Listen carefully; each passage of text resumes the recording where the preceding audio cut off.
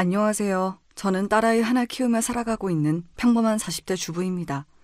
하나 있는 아이임에도 불구하고 막 사춘기에 접어든 아이인지라 손 갈 곳이 한두 군데가 아닌 탓에 아주 바쁘게 살고 있는 서툰 엄마이기도 하죠. 그러다 보니 결혼 전에는 자주 만나던 친구들도 이젠 특별한 행사가 없으면 얼굴 보기가 쉽지 않아요. 결혼해서 아이 키우시는 분들이시라면 아마 다들 공감하시겠죠?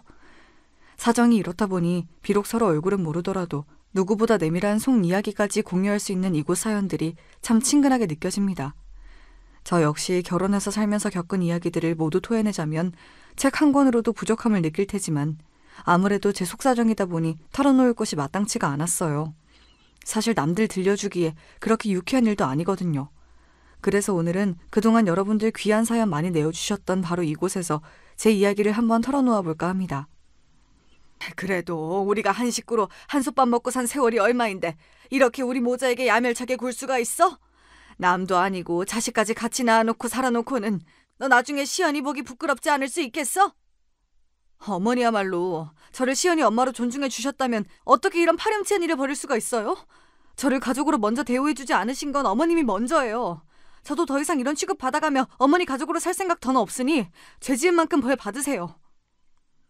이 짧은 대화만으로 그동안의 제 결혼 생활이 어땠을지 대충 짐작이 가시죠? 결혼 생활 내내 제게 무시로 일관하던 시어머니에게 마지막 순간만큼은 통쾌한 한 방을 날리고 나왔습니다. 지금껏 누구에게도 속 시원히 얘기해보지 못했던 제 결혼 이야기 한번 들어보시겠어요? 저는 성격이 꽤나 무던한 편입니다. 웬만한 일로는 화도 잘 내지 않는 편이고 감정의 기복이 그렇게 심한 편이 아니에요. 그러다 보니 남들 눈으로 보기에는 다소 사람이 둔해 보이고 무덤덤해 보일 수도 있다고 생각해요. 저를 낳아주신 부모님께서도 예외가 아니시니까요. 우리 혜연이는 내 딸이지만 참 부처님 가운데 토막이 따로 없어. 예민하면 예민한 대로 살면서 스트레스 받을 일이 많으니 어떻게 보면 차분한 우리 딸 성격이 복일 수도 있겠다. 그래도 살면서 난 눈치 봐야 할 일이 얼마나 많은데 너무 무덤덤하기만 해서 혹시 여우 같은 인간 만나 괜한 상처받을까 엄마는 늘 걱정이야. 제 성격이 저희 부모님하고는 별로 안 닮았거든요. 오히려 엄마나 아빠나 젊어서부터 장사로 먹고 살아오신 분들이라 그런지 남들 눈치를 기민하게 알아채시는 분이었습니다. 그런 분들의 시선으로 보니 당연히 제가 걱정스러웠을 법도 해요. 하지만 부모님 걱정과 달리 무던한 저는 웬만한 사람 상처받을 일들도 어지간해서는 그렇게 예민하게 받아들여지지 않더라고요. 제 나름대로는 제 성격의 장점이라고 생각하는 부분입니다. 결혼할 때도 마찬가지였어요. 남편은 남들 눈을 많이 신경 쓰는 사람이었지만 그래서인지 좀처럼 남들 의견에 흔들리지 않고 뚝심 있게 제 할 일 해나가는 제 성격을 처음에는 참 마음에 들어 했습니다. 넌 타고난 성격이 예민해서 굳이 신경 쓰지 않아도 될 말까지 자꾸 신경 쓰게 되는 게 너무 스트레스인데 당신은 사람이 굳건하고 강해서 좋아. 사실 나도 남들 말 신경 쓰고 싶어서 쓰는 건 아니거든. 이래서 성격이 팔자라고들 하나 봐. 지금 와서 생각해보면 예민해서 항상 매사에 불만이 많은 남편이 끊임없이 내뱉는 하소연에도 제가 짜증내지 않고 무덤덤하게 들어줬던 게 좋았던 게 아닐까 싶기도 해요. 불평불만 많은 사람을 세상 그 누가 반기겠어요. 일부러 의식하고 조심해야 할 사람 앞에서 말을 가리는 게 아니면 툭하면 입에서 미운 소리가 튀어나오곤 했던 남편이니 마음 깊이 교류할 만한 진정한 친구를 갖기 힘든 건 당연한 일이었습니다. 그런데 무슨 소리를 해도 그저 보살처럼 덤덤하게 들어주는 제가 나타난 거죠. 모르긴 몰라도 그 사람 저 처음 만나고 한동안은 실컷 제 얘기 털어놓느라고 적잖이 신이 났을 겁니다. 그런 단점이 있긴 했지만 예민한 사람답게 주위 사람 기분의 흐름을 예민하게 눈치채고 행동하는 센스 있는 점이나 기본적으로 사람 대하는데 싹싹한 모습 등 장점이 없는 사람은 아니었어요. 특히나 저랑은 성격이 거의 정반대에 가까웠기 때문에 남편의 그런 장점들은 제게는 없는 부분이나 마찬가지여서 그런 점들이 더 크게 다가왔던 것 같기도 합니다. 그리고 그 사람 하는 일이 영업이었어요. 별의별 사람들을 다 만나면서 생각지도 못하게 마음 상하는 일도 많고 사건 사고가 많을 만한 일을 하다 보니 저도 스트레스 받을 일이 많겠지 싶었습니다. 가뜩이나 성격도 저리 예민한데 먹고 살자고 성격에 맞지 않는 일임에도 저리 열심히 한다는 것도 그때는 성실함의 증거라고 생각했습니다. 마침 결혼 정년기이기도 했고 사람이 부족한 부분은 서로 채워가면서 하는 거지 생각하며 그 사람의 청원을 받아들였습니다. 저희 부모님은 처음에 제 남편을 퍽 마음에 들어 하셨어요. 아무래도 제가 말수가 적고 성격이 좀 무뚝뚝한 편이다 보니까 반대로 첫 만남부터 제 친정 부모님께 싹싹하게 구는 남편이 예뻐 보이셨던 모양입니다. 제 위로 오빠가 한 명 있긴 한데 오빠는 제 성격처럼 이렇게까지 무던한 편은 아니어도 말수가 적고 무뚝뚝하긴 매한가지였거든요. 우리 혜연이가 참 차분하고 진중하고 다른 건 다 좋은데 제 성격이 무딘 편이다 보니까 주변 사람들 감정 헤아리는 데 있어서 좀 부족한 부분이 있거든. 그런 부분을 우리 최서방이 잘 감싸 안아줄 수 있을 것 같아서 나는 이제야 좀 마음에 안심이 되네. 제가 밖에서 있었던 일로 기분이 예민해지거나 속상한 일이 있을 때에도 혜연이가 참 넓은 아량으로 저를 잘 품어주거든요. 저도 이렇게 제 모자란 부분까지 타박하지 않고 잘 감싸 안아주는 혜연이 만난 게 참 제 복인 것 같아요. 저희 서로 부족한 부분 함께 채워주면서 잘 살겠습니다. 제 부모님 앞에서 저를 추켜 세워주면서 기분을 맞춰주는 남편을 보니 저도 마음이 흡족해졌습니다. 저 사람 말 맞다나 참 다른 우리 두 사람이 만났으니 서로에게 부족한 부분은 다른 한 사람이 채워가며 무던하게 잘 살 수 있으리라 그렇게 생각했습니다. 시댁과의 첫 대면도 그리 나쁘진 않은 편이었습니다. 단 한 사람, 저희 시어머니만 빼고 말입니다. 남편은 일남일녀의 장남입니다. 아래로 여동생이 하나 있죠. 처음 시댁으로 찾아간 자리에 시부모님 내외와 시누이까지 다 모여도 단출한 구성이었습니다. 당시에는 아직 시누이도 미혼이었거든요. 시아버지는 처음 저를 보시면서도 얌전하고 차분해 보이는 제 모습이 제법 마음에 드신 것 같았어요. 우리 우성이가 어릴 적부터 성격이 불같은 부분이 있어서 내가 항상 조심을 시켰어요. 물론 사람이 살면서 화나는 일이 어떻게 없을 수가 있겠어. 그런데 저 녀석은 그게 좀 과한 편이야. 사내면 사내답게 좀 대범하게 넘길 줄도 알아야 하는데 어릴 적부터 성격에 예민한 부분이 있는 그거 하나가 내가 참 걱정스러웠어. 그런데 지금 아가씨를 보니 사람이 참 차분하고 심지가 단단해 보이는 것이 우리 우성이랑 같이 살면 합이 참 잘 맞을 것 같아서 내가 마음이 놓여요. 세월은 공으로 먹는 게 아닌 모양인지 처음 만나는 자리에서부터 제 성격이 아버님 눈에 고스란히 드러난 모양이었습니다. 사실 아버님이 생각하신 제 성격만큼은 그대로 맞아떨어진 게 맞긴 하지만요. 시아버지가 제게 그저 좋은 말만 해주셨다면 옆에 앉아 계시는 시어머니께서는 첫 만남부터 제 아들 깎아내리는 것처럼 느껴지셨는지 기분이 썩 좋아 보이지 않으셨습니다. 이 사람은 세 사람 불러다 놓고 아들 흉만 보고 계신데 아가씨 보고 우리 애 두고 도망가라고 고사 지내는 것도 아니고 이만하면 우리 아들도 제 앞가림 잘하는 귀한 내 자식인데 뭘 그렇게까지 말하고 그래요. 아가씨, 이 사람이 괜한 노파심에 하는 소리니 너무 심각하게 생각할 거 없어요. 네, 그럼요. 걱정하셔서 하시는 말씀인 줄 잘 알고 있습니다. 걱정 마세요. 이야기를 나누다 보니 시아버지께서 남편 성격에서 걱정되는 부분을 언급하면 시어머니가 득달같이 남편 편을 들어주는 일이 여러 번 반복이 되더라고요. 대충 집안 분위기가 어떻게 돌아가는지 짐작이 되었습니다.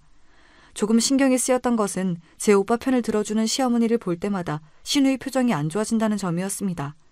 이런 일에 그리 예민한 편이 아닌 제 눈에도 그게 눈에 띌 정도면 그 당시에도 시누이가 굳이 제 어머니에 대한 반감을 숨길 생각이 없었던 게 아니었나 싶어요. 결혼을 하고 나니까 그때 시누이 표정이 왜 그렇게 안 좋았던 건지 이해가 되었습니다. 남편의 예민한 성격은 제 어머니를 꼭 빼닮은 거였어요. 시어머니는 작은 일에도 쉽게 화를 냈습니다. 저같이 좀처럼 화내지 않는 사람이 보기에는 세상에 뭐 그렇게 화날 만한 일이 저리도 많은 건지 좀 신기할 지경이었어요. 지나가다 다른 사람이 무신경하게 툭 치고 지나가도 솔직히 좀 기분은 나쁠 수 있더라도 흔히 있는 일이잖아요. 그런데 그런 일 한 번 당할 때마다 저기 저 인간이 자기를 무시했다느니 피해가려면 얼마든지 피해갈 수 있었는데 괜히 저가 만만하니까 심심풀이 삼아 툭 치고 지나갔다느니 별일도 아닌 일에 살까지 야무지게 붙여가며 화낼 이유를 찾곤 하셨어요. 가만히 보니 단순히 치고 지나갔다는 게 문제가 아니라 기저의식에 자격지심이 기본 바탕으로 깔려있는 듯한 느낌이었습니다. 언니야, 시집와서 저런 꼴을 처음 보니 아직은 그냥 신기한 모양인데 나는 정말 저런 성격 때문에 평생 치를 떨며 살아왔어요. 저런 사람이 집 밖에서 모르는 사람들한테만 저러겠어요? 같이 사는 사람은 정말 죽을 맛이에요. 부모가 됐으면 자식이 뭔가 실수를 하더라도 허물을 감싸 안아줘야 하는 거 아니에요? 설령 정말로 잘못한 게 있으면 거기에 맞게 훈육을 하면 되잖아요. 그런데 자기 심기 조금 거슬리면 너 엄마 말을 뭘로 아는 거야 부터 시작해서 자기를 무시를 하네. 니까짓 게 뭐 잘난 게 있다고 나를 괄시를 하느냐니 이게 자식한테 할 소리예요? 이성보다 감성이 앞서는 사람들의 대표적인 단점이죠. 흥분해서 사고방식이 정상적으로 작동하지 않으니 나중에 후회할 만한 말도 그냥 내뱉고 본다는 거죠. 저야 성인이 다 되어 만난 사람이기도 하고 성격도 신우이와는 다르니 저런 사람도 다 있구나 했으나 평생 저런 주 양육자 밑에서 자란 신우이 입장에서는 정말 상처가 될 만도 하다고 생각했어요. 예민한 사람은 자기 인생도 참 피곤하지만 주위 사람들도 참 비위 맞추며 살기가 쉽지 않겠다는 생각이 들었지요. 결혼하고 나서 한동안 남편이 회사 일로 많이 바빠졌어요.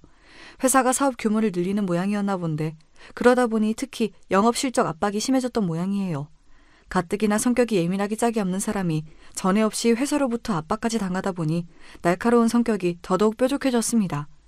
결혼 전에도 자기도 모르게 말이 날카롭게 나와서 제 앞에서 흠칫하던 걸 몇 번 본 적이 있는데 상황이 이렇다 보니 말투에 날이 서는 건 어쩌면 당연한 일이다 싶었어요. 당신 오늘 많이 늦었네? 밖에서 힘들었을 텐데 야식이라도 좀 해줄까? 지금 시간이 몇인데 야식 타령이야. 가뜩이나 가고 싶지도 않은 술자리 불려다니느라 속에서 구멍이 날 것 같은데 이럴 땐 좀 눈치껏 빠릿빠릿하게 굴 수 없어? 제 딴에는 고생하는 사람 챙겨주려고 한 말이었는데 대번에 남편이 버럭하더군요. 피곤하고 스트레스 받을 일이 많으니 말이 곱게 나오지 않나 보다 싶긴 했으나 그렇다고 그게 걱정해주는 사람 함부로 대해도 된다는 뜻은 아니죠. 제가 성격이 무던하고 상처를 쉽게 받지 않는 편이라고 했지 사람 간의 기본 예의 범절까지 무시당해도 된다는 뜻은 절대로 아니었으니까요. 당신 말이 좀 과하네? 밖에서 힘들었을 거라는 건 이해하지만 그럴수록 제 사람들에게는 언행을 더 조심해야지. 이번 일은 당신이 나한테 분명히 잘못한 거야. 생각 제대로 돌아오고 나서 제대로 사과해줬으면 좋겠어. 그러고는 남편이 집을 들어오든지 나가든지 그만 신경을 딱 끊어버렸습니다. 저도 곰곰이 생각을 하다 보면 제 잘못을 깨닫겠죠. 저야 그동안 제 할 일 하면서 충분히 시간을 주면 될 일이었습니다. 아니나 다를까 그래도 본인이 잘못했다는 건 알았는지 남편이 제 눈치를 어지간히도 보더라고요. 그 기민한 사람한테 처음으로 강하게 제 의사표시를 했는데 신경이 안 쓰이면 그게 더 이상할 일이었습니다. 사실 그러고 나서 제가 뭘 더 한 건 없습니다. 그저 남편을 내버려둔 게 다였어요. 그것만으로도 예민한 사람에게는 대단한 액션을 취한 것 같은 효과가 나오더라고요. 여보, 내가 며칠 전에는 말이 너무 과했지. 회사 일이 고되다는 핑계로 내가 내 감정을 제대로 조절 못한 것 같아. 당신 말대로 밖에서 힘들수록 안에서 내 사람한테는 더 잘해야 하는데 미안해. 화 풀어줄 거지? 그야말로 알아서기는 남편 모습을 보자 대충 이 사람을 어떻게 다뤄야 할지 감이 오더라고요.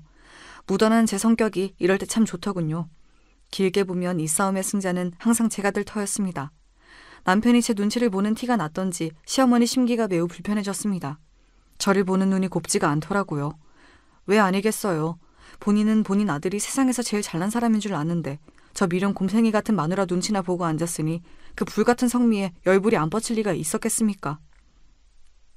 예, 너 남편 그렇게 기죽이는 거 아니다. 밖에서 고생하는 사람 집 안에서만이라도 마음 편히 지낼 수 있도록 내조를 잘해야지. 너 가만 보면 고민 척하면서 우리 우성이 쥐락펴락하는 게 아주 보통 내기가 아니야. 지금은 그게 네가 이기는 것 같아도 길게 봐서 가정의 평화를 생각하면 그게 현명한 행동이 아니야. 그저 집안 평안하도록 남편 심기에 각별히 신경을 쓰도록 해라. 본인도 그렇게 남편 기살려주는 타입은 아니신 것 같은데 아들 문제에 있어서만은 확실히 객관성을 잃고 계신 것만은 분명해 보였습니다. 내조니 남편 심기니 시어머니 입에서 나오는 그 어떤 단어도 본인과 어울리는 단어가 없다는 걸 알고는 계시는지 모르겠으나 어차피 집으로 돌아가면 안 들어도 될 이야기이기도 하니 그냥 네 대충 대답하고 넘어갔어요. 자기 성격 같으면 혼자서 쌓아도 열대 뻔은 감정을 쌓을 만한 일인데 정작 당하는 제 반응이 저렇게 심드렁하니 그건 또 그것대로 시어머니 열불을 터지게 만드는 것 같기도 했습니다. 그러나 시어머니 감정은 시어머니 소관이지 제가 어떻게 할 수 있는 건 아니지 않습니까? 매번 저렇게 열내시는 것도 정신 건강에 참 안 좋을 텐데 생각하면서 그 일 역시 무난하게 넘겼어요. 결혼하고 3년 좀 지났을 무렵 저희 부부에게도 귀한 새 생명이 찾아왔습니다. 저희 딸아이인 시연이가 태어난 거예요. 집안의 첫 손자이다 보니 모두 기쁜 마음으로 반겨준 아이였습니다. 신생아가 통잠 자기가 쉽지가 않은데 잘 울지도 않고 밥도 씩씩하게 잘 먹는 게 아주 장군감이었습니다. 시댁에서 보기에도 저희 친정에서 보기에도 예민한 남편 쪽보다는 무던한 제 쪽을 많이 닮은 아이였어요. 솔직히 다행이다 싶었습니다. 남편의 뾰족한 성격의 단점을 그 즈음에는 너무 많이 알고 있기도 했지만 옆에서 지켜보다 보니까 그런 성미 가진 사람들은 무엇보다 자기 스스로가 참 피곤해지더라고요. 제 성격이 좀 답답하게 느껴질 수도 있겠으나 이 성격 가지고 평생 살아보니 그러고 사는 저는 크게 상처받을 일도 없고 사는 게 나쁘지 않았거든요. 아이 입장을 생각해봐도 그 편이 낫지 싶었습니다. 바라 맞이한던 첫 아이를 품에 안았으니 남편이라고 기쁘지 않을 리가 없었죠. 남편이 눈에 넣어도 아프지 않을 정도로 우리 시연이를 사랑한다는 것 자체는 의심의 여지가 없었습니다. 그런데 사랑으로도 극복이 안 되는 문제도 있더라고요. 여보, 내가 아이 대할 때에는 일관적인 태도로 대해야 한다고 몇 번을 말해. 자기 기분 좋을 때는 세상 둘도 없는 사람처럼 잘해주다가 자기 밖에서 기분 나쁜 일 있거나 조금만 심기 거슬려도 애 앞에서 팩 짜증이나 내고. 그게 아이 정서에 얼마나 안 좋은지 내가 수도 없이 말해줬지 않아? 우리 시연이도 방금까지 웃고 장난치던 아빠가 갑자기 자기 기분 안 좋다고 인상 찌푸리고 말도 함부로 하면 얼마나 혼란스럽겠어? 안 그러려고 해도 자기 아빠 앞에서 자꾸 눈치 볼 수밖에 없지 않겠어? 당신 밖에 나가서 눈치 보면서 사는 거 정말 지긋지긋하다며. 그러면서 정작 자기 자식은 집에서 당신 눈치나 보게 만들 거야? 성격이라는 건 정말 무서운 거더라고요. 가만 보면 남편이 제 말을 이해 못하는 눈치는 절대로 아닌데 제 성질머리 이기는 게 그렇게나 힘이 든 모양이었습니다. 남편 혼자만 생각하면 안타까울 일이나 남편의 그런 태도는 정말이지 아이 교육에 좋지 않았습니다. 그래도 아이가 뭔 모를 때에는 그저 아빠가 좋아서 쫄래쫄래 따라다녔지만 저한테도 눈치라는 게 생긴 이후부터는 슬그머니 아빠를 피하기 시작한 시연이었어요. 알아, 나도 노력하고 있어. 근데 사람 마음이 어디 마음먹은 대로 다 되면 세상에 성인군자 아닌 사람이 어디 있겠어. 나도 오죽하면 이러겠어? 그럴수록 엄마인 당신이 더 노력하면 되잖아. 그러는 게 부부 아니야? 처음 몇 번은 노력하는 신용이라도 해보려던 남편이 이러한 상황이 계속 반복되자 이제는 적반하장으로 나오기 시작했습니다. 하기야 좋은 말도 3번이면 지겹다는데 듣기 싫은 소리 반복해서 듣는 기분이 좋을 리는 없었습니다. 하지만 저도 부모가 되었으면 할 도리는 해야죠. 다른 건 무던하게 넘겨줄 수 있는 문제라고 해도 아이가 상처받을지도 모르는 일을 그냥 지나가는 건 결코 있을 수 없는 일이었습니다. 다른 건 몰라도 우리 시연이 마음 다치는 꼴은 절대로 두고 보지 않을 거야. 당신 그렇게 당신 성질 못 이길 것 같으면 그럴 땐 차라리 집에 들어오지 마. 밖에 나가서 풀 거 다 풀고 애한테 아빠로서 제대로 대할 수 있을 때 그때 마음 갈무리하고 집으로 들어와. 나 이것만큼은 절대 양보 못하니까 그런 줄 알아. 정말로 이 문제만큼은 손톱만큼도 져줄 생각이 없었습니다. 당연한 거 아닙니까? 본인 성질머리가 그러면 애 앞에서 더 조심을 할 생각을 해야지. 그걸 어떻게 제 자식 앞에서도 그대로 팩 성질 부릴 생각을 하고 있어요? 그건 부모로서 절대 안 될 말이었죠. 그렇게 쫓겨났다고도 아니라고도 하기 애매한 때에 그 사람이 갈 만한 데가 어디 있겠어요. 결국은 또 제 모친한테 갔겠지요. 성격 똑 닮은 모자이니 서로 제욕하다 보면 시간은 잘 갈 터였습니다. 가뜩이나 본인이 살살 긁어도 넘어올 기미가 없는 저였는데 제 귀한 아들까지 내쳤다고 하니 시어머니가 또 파르륵거리더군요. 너 이제 하다 내 아들을 집에서 쫓아내기까지 하니? 네가 지금 그 정도로 살 수 있는 게 다 누구 덕분인데? 내 아들이 제 몸 갈아가며 뼈 빠지게 벌어다 먹여서 편하게 살고 있으면 받들어 모셔도 모자랄 판에. 이래서 집안에 사람이 잘 들어와야 해. 애초에 좀 있는 자식 며느리로 들였으면 우리 우성이 이렇게 고생할 일도 없이 팔자 피고 잘 살았을걸. 아이고 내 팔자야. 애초에 있는 집 자식이 어머니 아들 같은 사람 뭘 보고 결혼식이나 했겠어요. 하지만 그 말까지 했다간 괜히 또 긁어부스럼 만들 것 같아 잠자코 있었습니다. 자기는 길길이 날뛰고 있는데 또 저는 평소처럼 평온한 얼굴을 하고 있자 시어머니 우라통이 터진 모양이었습니다. 예, 너 지금 시어미가 말을 하는데 태도가 그게 뭐야? 너 정말 내가 그렇게 우스워? 내 아들도 쫓아내더니 이젠 시어미 말도 말같이 들리지가 않는다는 거야 뭐야? 저러다 혈압 터져서 쓰러지는 건 아닐까 싶었습니다.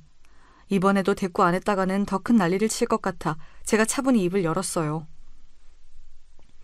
그렇다고 어머님께 한 소리 들었다고 제가 불손하게 굴면 어머니 심기가 얼마나 상하시겠어요. 시연 아빠한테 그렇게 얘기한 건 아이 교육을 위해서 꼭 해야 할 말이었어요. 어머니도 시연이가 정서적으로 불안한 부분 없이 건강하게 잘 자라기를 바라시죠. 요즘 들어 애 아빠가 애한테 하는 태도가 너무한 부분이 많았어요. 길게 보면 결국은 우리 시연이를 위한 일이니까 어머니께서 아량을 보이셔서 조금 더 너그럽게 이해해 주세요. 말이 설명이지 솔직히 달래는 거나 다름없었어요. 다 맞는 말인데도 또 결국 본인이 진 것처럼 느껴졌는지 다시 소리를 지르려는 시어머니를 시아버지가 막아섰습니다. 시어머니가 저렇게까지 말을 하는데도 말귀를 못 알아듣고 잡돌이를 하려고 들어? 어른이 되어서 먼저 잘못한 자식을 꾸중하진 못할 망정 그놈도 이제 애 아범까지 된 마당에 무슨 10살 어린애라도 되는 것처럼 싸고들어. 싸고들게. 내가 정말 며느리 보기 민망해서 내가 그놈 그 예민한 성질머리가 언젠간 이를 칠 줄 알았어. 당신도 똑바로 들어. 내 보기엔 당신도 그놈이랑 하는 짓 하나 다를 거 없어. 시아버지 호령에 그제야 시어머니가 깨갱하더라고요. 희한한 게 그래도 시아버지 말씀에는 맥을 못 추는 시어머니였어요. 하기야 그러지라도 않았다면 두 분이 진작 갈라서도 이상할 게 없긴 하죠. 제 딴엔 우리 시연이와 남편 사이가 나중에 돌이킬 수 없는 지경에 이르기 전에 아직 아이가 어릴 때 바로잡을 수 있는 부분은 바로잡고자 남편에게 쓴소리를 한 거였는데 그게 남편 심기를 거스른 모양이었습니다. 남들 보는 눈 신경 쓰는 남편답게 부인이 집에서 내친 것도 자존심이 상하는데 그걸 들은 자기 모친이 제게 한 소리 하는 것까지 아무렇지 않게 넘어간 저이니 그 성질머리에 부하가 치밀어 올랐던 모양입니다. 여보, 내가 당신한테 밖에서 감정 정리하고 들어오라는 건 그렇게 감정을 다스리고 집으로 잘 돌아와서 우리 시연이랑 잘 지내보라는 뜻이었지. 이렇게 당신 멋대로 마음대로 외박하라고 한 소리가 아니야. 이래도 불만이고 저래도 불만이면 도대체 뭘 어쩌라는 거야? 밖에서 힘든 일 있는 것도 한두 번이 아닌데 나라고 화내고 싶어서네? 이만하면 나도 할 만큼 하고 있는 건데 당신은 무슨 불만이 그렇게 많아? 비뚤어지려고 작정이라도 한 인간 같았습니다. 이래서 사람 고쳐 쓰는 게 아니라고 하는 건가 싶었어요. 무엇보다 저로서는 남편의 심리가 당최 이해가 가질 않았습니다. 그럼 앞으로도 이렇게 자기 성질 다스리기 힘들면 저랑 저희 딸 안 보고 살기라도 하겠다는 거예요, 뭐예요? 그렇게 남편이 밖으로 나도는 날들이 많아졌어요. 마음 들 곳이 없어지니 제가 갈 곳이라고는 결국 친정뿐이더라고요. 차마 친정 부모님 걱정시킬까봐 못하던 이야기를 받아주던 건 하나뿐인 오빠였습니다. 오빠, 내가 나 살기 바쁘다고 친정 문제에 너무 관심이 없었지. 자식이라고 달랑 우리 둘뿐인데 오빠한테 부모님 문제 다 밀어놓기만 하고 내가 정말 미안해. 내가 너 어떻게 사는지 모르는 것도 아닌데 별소리를 다 한다. 제 가정 이러고 사는 게 다 그런 거지. 나라고 뭐 크게 다를 것 없어. 원래도 오빠나 저나 말수가 많은 편은 아니었기 때문에 그리 살가운 남매 사이는 아니었지만 아무래도 각자 가정을 이루고 나니 더더욱 둘이서만 얘기할 기회가 없더라고요. 오빠도 저희 친정엄마 통해 대충 제 상황을 듣기야 했겠지만 제게 직접 듣는 저희 시댁 소식은 또 다르게 느껴지는 모양이었어요. 사실 남편이나 시모나 성격이 그 정도일 줄은 몰랐던 것 같았습니다. 제 이야기를 듣는 오빠 얼굴에 어느새 수심이 가득 들어찼습니다. 시연이 아빠가 보기보다 성격이 더 예민한 부분이 많은가 보다. 남자가 그러면 부인이 많이 고생스러울 텐데 네가 중간에서 새우등 터지고 있는 건 아니야? 뭐 눈치를 준다고 내가 일일이 신경 쓰는 성격도 아니고 성질 부려봤자 결국은 자기 손해지 뭐. 결혼 전에는 솔직히 이 정도인지 몰랐지만 이제 시연이도 있는 판에 이제 와서 어쩌겠어. 고칠 건 고쳐가면 살아야지 뭐. 제게는 이미 일상이 된 문제라서 그렇게 심각하게 받아들이지 않았는데 새로이 듣는 오빠 입장에서는 제 걱정이 많이 된 것 같았어요. 그래도 동북 형제라고 동생이 시집가서 고생할까봐 마음 써주는 오빠를 보니 이제 오빠도 나이를 들었구나 싶었습니다. 그 즈음에는 만날 출근하기 싫다는 말을 입에 달고 사는 남편이었습니다. 원래도 영업직을 좋아하는 편은 아니었습니다만 당장 내일이라도 회사 때려치우고 말겠다는 기세로 진저리를 치는 남편을 보면서 솔직히 좀 걱정스러웠습니다. 정 그 일이 하기 싫으면 다른 제대로 된 일자리라도 미리 구해놓던가 영업한답시고 만든 인맥들이랑 술 마시는 것 말고 딱히 다른 자기 개발을 하고 있지도 않은데 이직이 쉬울 리가 없었으니까요. 요새 같으면 다 때려치우고 장사나 하면서 살면 속이 편하겠어. 나도 이제 슬슬 나이는 먹고 가는데 언제까지 남의 밑에서 싫은 소리 들어가면 쫓아다닐 수도 없고. 장사라고 뭐 쉬워? 먹고 사는 일이야 뭐 하나 쉬운 일이 없다지만 그래도 회사에서 월급 타서 사는 게 제일 낫지. 그나마 지금은 회사라는 울타리라도 있으니까 꼬박꼬박 월급이라도 나오지. 장사는 초기 자본금도 많이 드는 데다 꼭 성공하는 보장도 없고. 나는 뭐 꿈도 못 꿔보냐? 아, 어디 돈 넣을 구멍 좀 없나? 없는 놈은 만날 없어서 돈 한 푼에 덜덜 떨면서 살고 내가 자금만 있으면 진짜 못할 일이 없는데 당신 남편이 머리 조아려가며 만나는 사장이란 놈들 알고 보면 별거 없어. 저런 놈들도 사장이랍시고 떵떵거리고 사는데 나라고 못할 게 뭐야? 저러다 진짜 헛바람 들까봐 걱정이었습니다. 남자들 사업병이 그렇게 무섭다는데 사업에 돈이 한두 푼 드는 것도 아니고 그것도 다 경력이며 아는 게 있는 사람이나 하는 거지. 평생 월급쟁이로 영업직 일밖에 해본 게 없는 사람이 요새 들어 왜 저렇게 사업 타령인지 모를 일이었어요. 물론 본인이 백날 떠들어봐야 사업할 돈이라고는 먹고 죽으려고 해도 없는 집구석이었으니 그저 저렇게 입으로 스트레스나 좀 풀고 제발 회사에서든 우리 시연이한테든 정신 좀 똑바로 차리고 살았으면 싶었죠. 요즘 들어 부쩍 회사 때려치우고 싶다는 얘기나 사업 얘기를 자주 꺼내는 남편에 대한 이야기가 나오자 오빠가 많이 걱정하더군요. 그게 그냥 말로만 끝나야 할 텐데 사업이라는 게 절대로 그렇게 쉽게 생각해서 될 일이 아닌데. 내 말이 그 말이야. 도대체 어디서 무슨 말을 듣고 저런 헛바람이 든 건지 모르겠어. 그래도 자기가 뭘 할 수 있겠어. 사업이라는 게 돈이 어마어마하게 들어간다고 하던데 우리야 그 사람 월급으로 다달이 살기도 빠듯한걸. 저러다 말겠지 뭐. 그 말에 오빠가 마른 침을 꿀꺽 삼켰습니다. 오빠가 목소리를 낮추더니 제게 얘기하더라고요. 실은 나도 최근에 아버지 일을 정리하는 거 도와드리다가 알게 된 건데 아버지께서 우리한테 물려주실 게 좀 있으신가 봐. 부모님 아직 정정하시니 조만간 무슨 일이 있지 않겠지. 하지만 네 말대로 지금이야 어디 비빌 데가 없으니 그저 말뿐이라고 해도 생각지도 못한 목돈이 너한테 생겼다는 말 들으면 어떻게 반응할지 몰라. 사람이라는 게 돈 앞에서는 어떻게 나올지 알 수가 없더라. 내가 이런 말 한다고 너무 서운하게 생각하지 말고 오빠로서 혹시나 하는 노파심에 하는 말이니까 조심은 해두는 게 좋을 것 같아서. 저희 친정 부모님이 두 분 노후 준비가 되어 있으시다는 건 알았는데 저희 남매한테까지 유산으로 돌아올 만한 재산이 있는 줄은 몰랐습니다. 얘기 들어보니 그동안 오빠도 몰랐던 것 같고요. 평범한 중산층 가정에서 자란 저희이니 당연히 그렇게 생각할 법했어요. 저희 친정 부모님도 다 키운 자식들에게 경제적으로 기대지 않으셨고 그건 저희 역시 마찬가지였거든요. 몰랐던 소식을 들어서 조금 놀라긴 했으나 오빠 말에 기분이 나쁘진 않았습니다.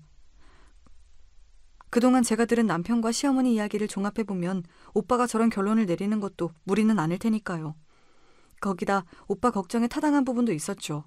제가 부모님께 얼마나 받을 수 있을지는 알 수 없더라도 가뜩이나 회사 관두고 싶다는 말을 달고 사는데 제 주머니에 돈이라도 들어오면 과연 그 앞에서 남편이 평정심을 유지할 수 있을지 당장 저조차도 의심스러웠으니까요. 오빠와 그런 이야기를 주고받을 때까지만 하더라도 유산에 대한 이야기를 전혀 실감하지 못했어요.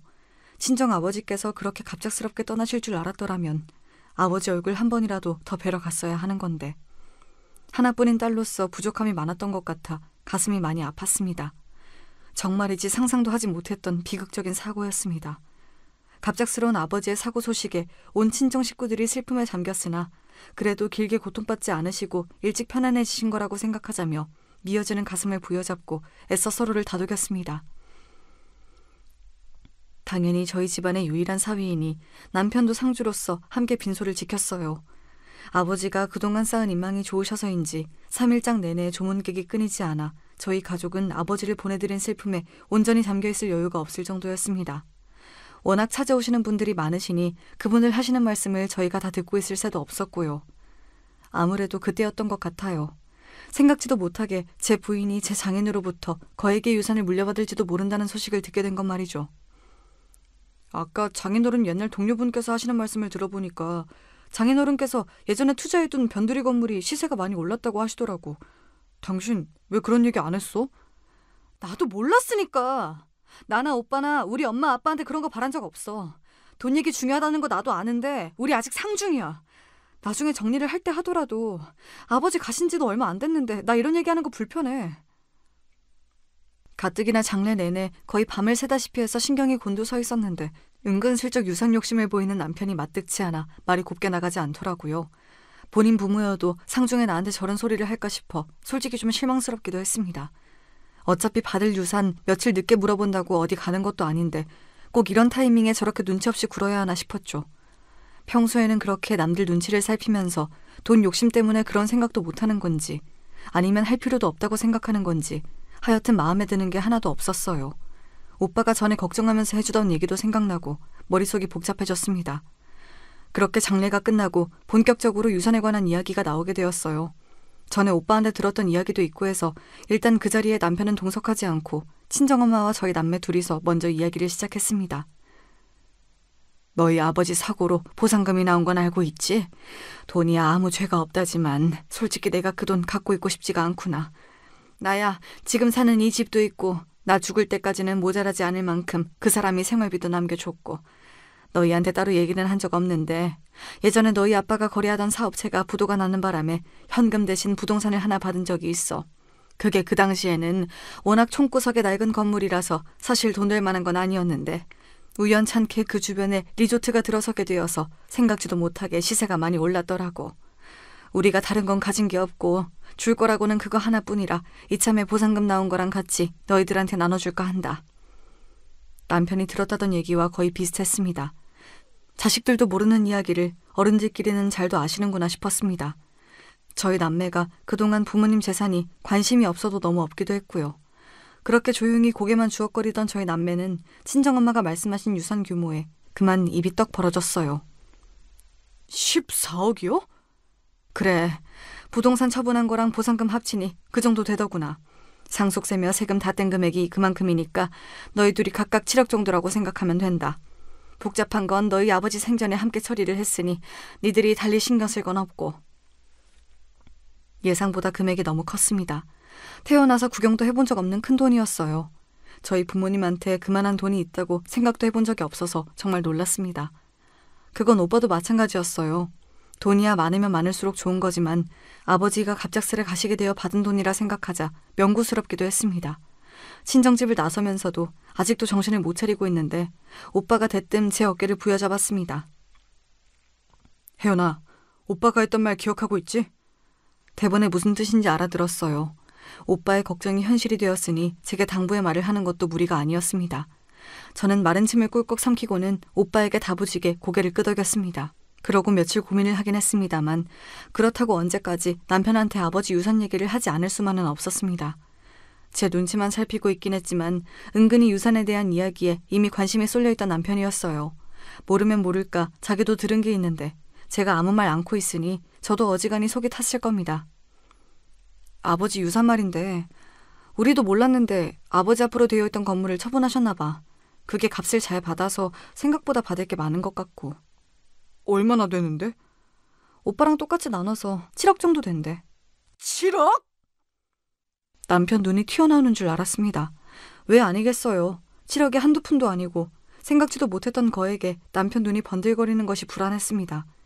하지만 남편이랑 계속 같이 살지 않을 것 같으면 몰라도 앞으로 쭉 같이 살 거면 말을 하는 게 맞긴 했어요. 제가 반대 입장이라도 남편이 유산에 대한 얘기를 안 하면 괘씸하게 느껴졌을 테니 아버지 유산에 대해 말한 것 자체는 잘못이라고 생각하진 않습니다.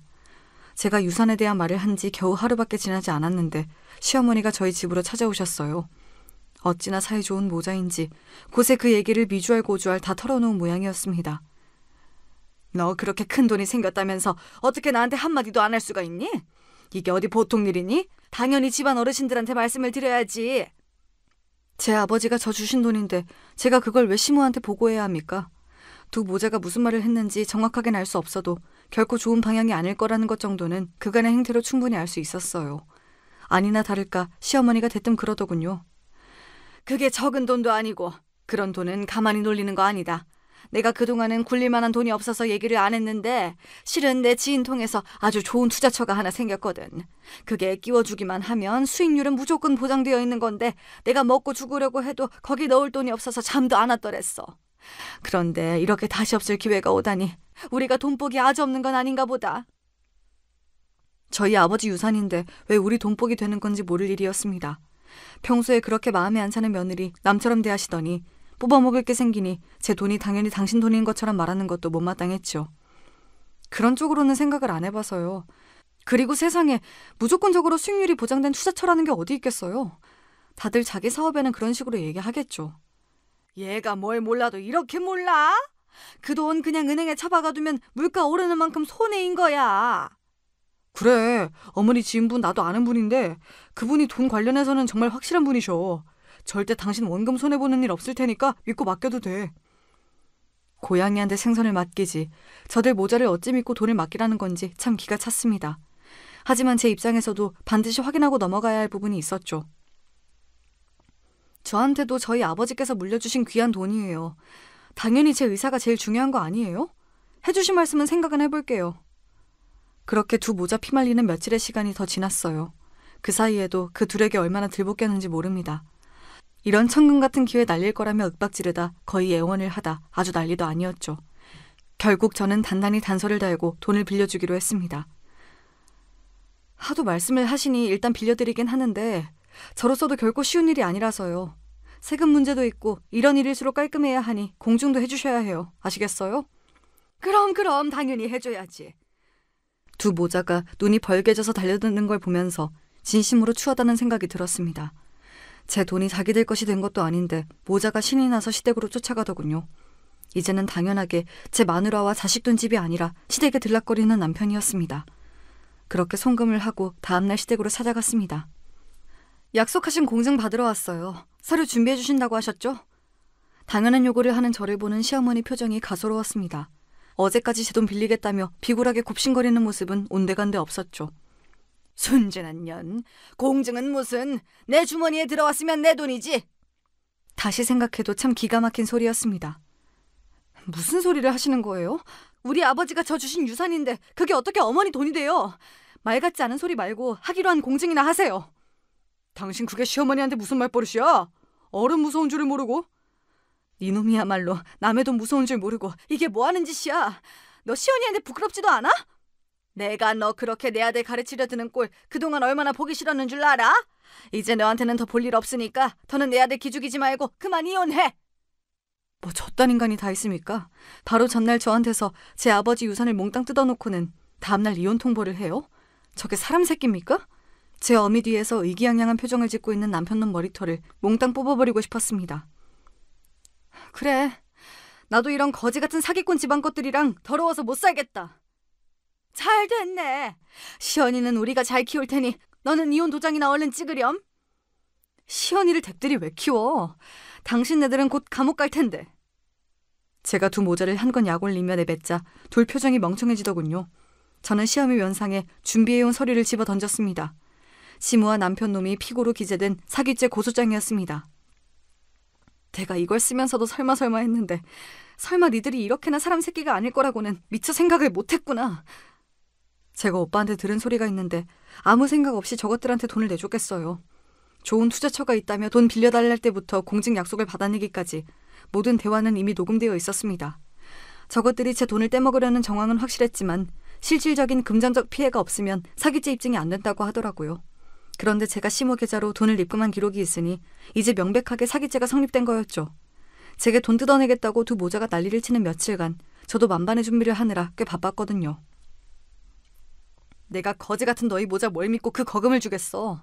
이 쓰레기 같은 것들. 도대체 무식도 정도 것이지. 내가 녹음을 안 했다 치더라도 그 큰돈이 오간 기록이 있는데 판검사들이 바본 줄 알아? 당연히 나한테 돌려줘야 할 돈이라고 하겠지.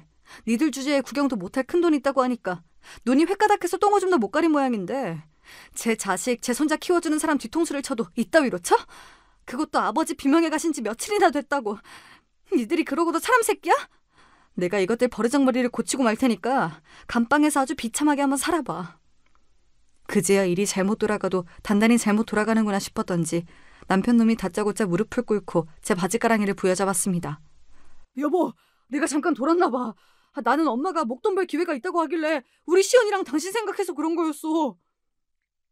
씨알도 안 먹힐 소리에 놈싸대기를 있는 힘껏 내리쳤습니다. 우리 아빠 유산 다 빼먹고 이혼하란 네 어미 소리에 팔짱이나 끼고 있던 놈이 어디서 입에 침도 안 바르고 거짓말이야.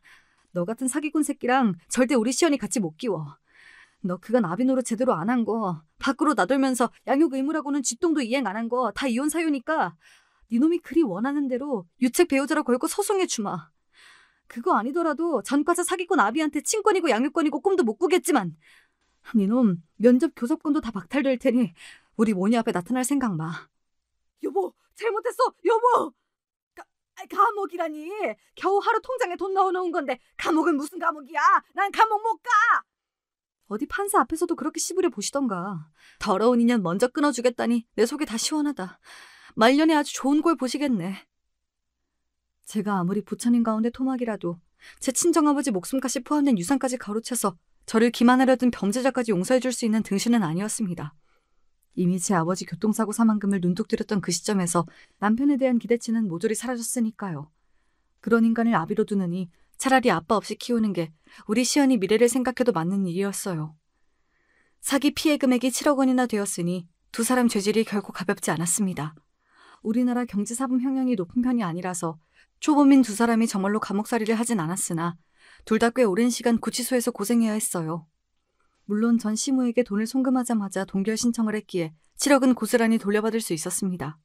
그 둘이 구치소에서 모진 고초를 겪는 동안 이혼 소송도 전적으로 제게 유리한 방향으로 마무리되었습니다. 당연히 시연이 친권과 양육권도 제게 돌아왔습니다. 말할 것도 없이 전 남편과 전 시무의 면접 교섭권은 박탈되었어요. 뒤늦게 제 부인과 아들 만행을 듣게 된 전 시아버지가 눈물로 제게 읍소했으나 제 마음을 돌릴 순 없었습니다. 그저 가끔 우리 딸 얼굴 보여드리는 게 제가 베풀 수 있는 최대한의 인정이었어요. 뒤늦게 소식을 전해들은 시누이 또한 경악했으나 그 둘에 대한 동정심은 찾아볼 수 없더군요. 솔직히 놀랍지도 않네요.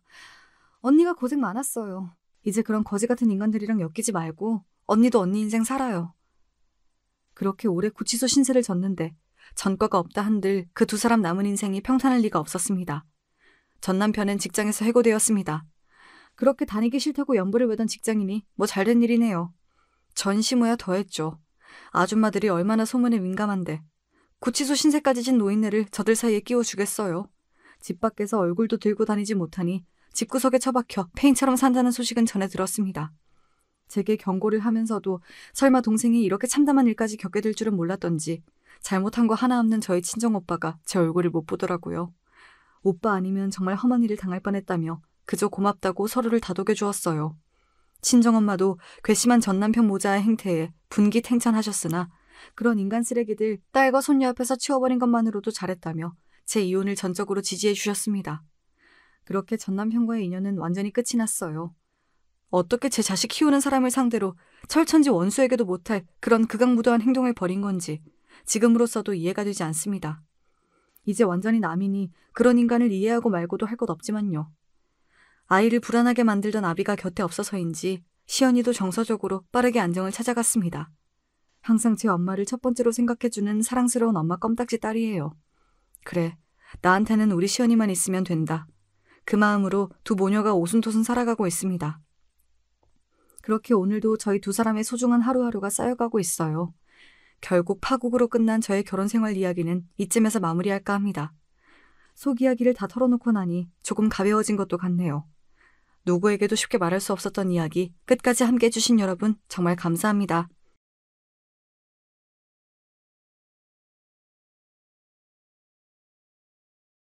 안녕하세요. 하루 종일 날씨가 흐릿한 날 경기도 모처에서 제 이야기를 사연으로 보내보고자 컴퓨터 자판을 두드려 봅니다. 겉으론 그저 평범하게 나이든 아줌마에 지나지 않아 보이는 저에게도 나름의 사연이란 게 있었죠.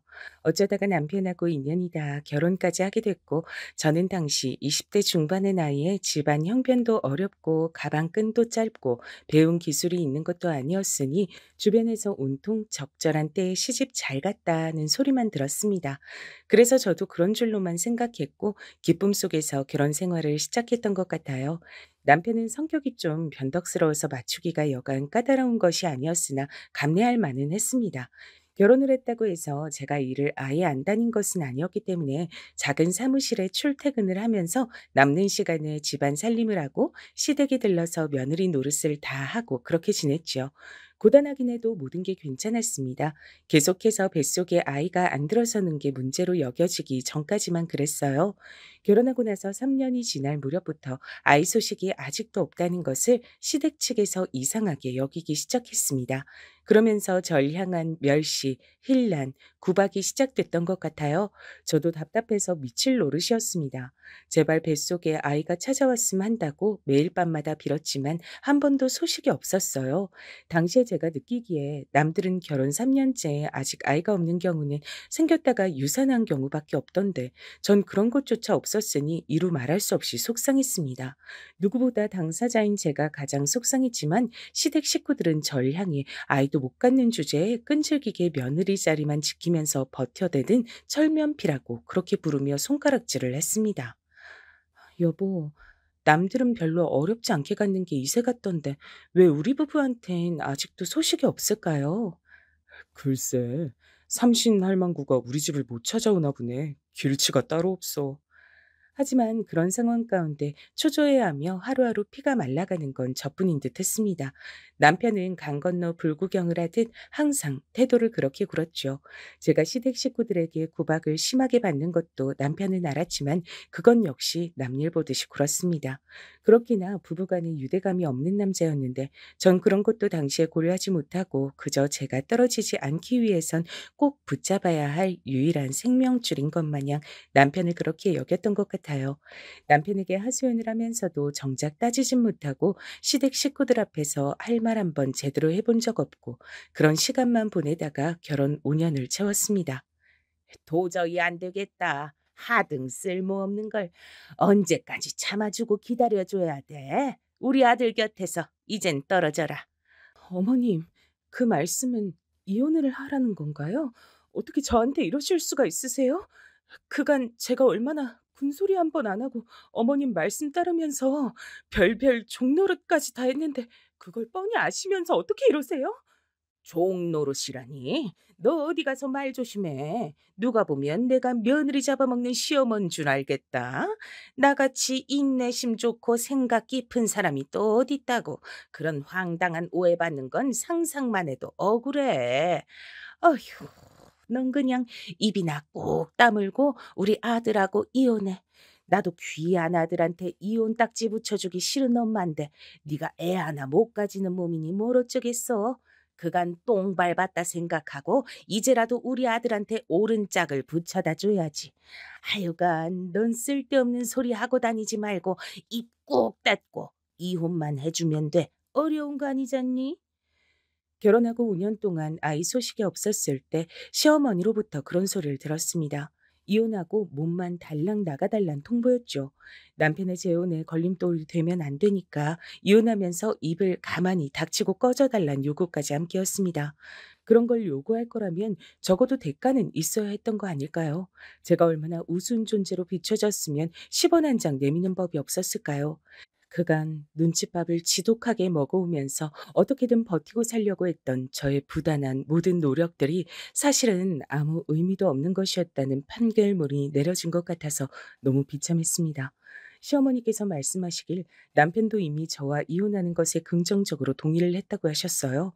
거기까지 듣고 나자 견딜 수가 없어진 전 극심한 스트레스 때문이었는지 복통을 호소하며 쓰러졌습니다. 전 병원에서 눈을 떴고 의외의 사실을 알게 됐어요. 의사의 말에 귀를 의심했죠. 네? 뭐라고요? 제가 임신을 한 상태라고요? 검사를 해보니까 임신 상태였을 뿐더러 무려 13주나 되어 있었어요. 그런데 배가 전혀 안 나와서 제가 눈치를 못 챘던 겁니다. 아이고 참나. 임신 소식을 이렇게 요란하게 알리는 며느리 얘긴 내가 듣도 보도 못했는데 넌 참 유난이다. 시어머니께선 민망함을 털어내시려는 듯 연신 제 옆에서 손 부채질을 하며 말씀을 하셨습니다. 남편은 구석에서 자고 있었어요. 살짝 코까지 골면서 팔자 한번 좋아 보였죠. 다른 환자들과 같이 쓰던 다인용 병실이었기 때문에 저는 남편의 그런 모습이 창피하고 민망하였으나 시어머니께선 기특한 우리 아들을 바라보는 눈빛으로 흐뭇해하셨죠. 어머님, 그러면 이제 이혼 얘긴 없어진 건가요? 제가 임신을 했잖아요. 그 그래야지. 너도 참 내가 하도 오래도록 손주 탄생을 기다리다가 목이 빠지게 돼서 섭섭하고 답답한 마음에 한 소리를 한 것 좀 가지고 혼자 진지해져서 왜 그러니? 이혼이란 게 어디 쉬운 일이야? 그냥 한 번 해본 소리나 마찬가지였어. 네? 저는 충격받아서 쓰러지기까지 했는데 자칫 잘못했으면 뱃속의 아이도 잃을 뻔한 복통이었는데 어머님께선 그냥 해본 소리였다고요? 그러길래 누가 그렇게 심약하래? 그래가지고선 애 낳기나 하겠어? 뱃속 아이가 무사히 태어나나 안 태어나나 내가 그것도 가만 두고 봐야겠구나. 그리고 이왕이면 꼭 나한테 손자를 안겨줬으면 한다. 손녀 말고 손자. 알았지? 시어머니께선 짜증을 내시며 나가버리셨죠. 그리고 이튿날 제가 태어날 때까지 와보지 않으셨습니다. 와서 하는 것 없이 자기나 하던 남편은 정작 제가 태어날 때 일이 바쁘다면서 와주질 않았네요. 그래도 저는 뱃속에 아이가 있어서 더 이상 외롭다는 생각은 들지 않았어요. 생명이 제 안에서 자리를 잡았다는 것 자체로도 놀라운 기적이더라고요. 아직 얼굴을 보지도 못했는데 벌써부터 든든했고 의지가 됐습니다. 이 세상 유일무이한 제 분신이 저의 뱃속에 들어있다는 게 믿어지지 않았고 너무 늦게 알아차려서 미안한 마음뿐이었어요. 몇 주 후 검진차 찾아간 병원에선 뱃속 아이의 성별을 넌지시 알려줬습니다. 우회적인 표현이었지만 바로 알아들을 수 있었죠. 어때? 오늘은 성별 구분이 된다고 하든 다녀온 병원에선 뭐래? 아들이래? 아들이라고 하지? 아, 그게요, 어머님, 병원에서 말하길 리본이 어울릴 것 같다고 그렇게 알려주더라고요. 뭐라고? 리본? 그렇다면 뭐야? 딸년이란 소리야? 머리에 리본 꽂고 다니는 건 딸년들이나 하는 거잖아. 손자 말고 손녀? 에라이! 그래도 똑같이 어머님 손주예요. 너무 그렇게 실망하시면 뱃속에서 어머님 손주가 듣고 슬퍼할 거예요. 그런 우라질 같은 소린 때려치우렴. 나 실망시키고 싶지 않았음. 네가 아들을 임신했어야지. 그토록 오래 기다렸다가 아이를 품었으면서 기껏해야 딸년이어서 되겠어?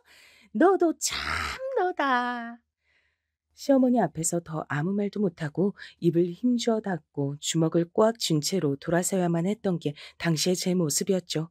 시어머니만 떠올리면 머리가 아프다 못해서 터질 것만 같았습니다. 가슴은 뻐근하고 쓰라리고 갑갑했죠. 소위 화병이라고 불리는 것이었어요. 저는 화병을 시어머니 때문에 걸렸습니다. 임신한 몸으로 화병까지 앓자니 정말 죽은 맛이었는데 남편이란 놈은 일말에 도움도 안 됐어요. 저를 버티게 한 건 단지 부풀어 오르는 배 안에 든 소중한 생명이었습니다. 출산하면서도 저는 하마터면 죽을 뻔했어요. 출혈량이 엄청났다고 하더라고요. 출산 직후부터 의식이 날아갔다가 꼬박 사흘 만에 눈을 떴습니다. 사람이 죽다 살아났는데도 안 죽을 줄 알았다, 살았음 됐지 정도의 반응이나 보이던 시댁 식구들과 남편, 그 누구도 저를 위해 눈물 한 방울 흘려주지 않았더라고요. 하지만 세상에 태어나서 손가락을 꼬물거리던 귀여운 제 아기를 본 순간 온갖 부정적인 감정이 다 날아가는 듯한 기분이 들었습니다.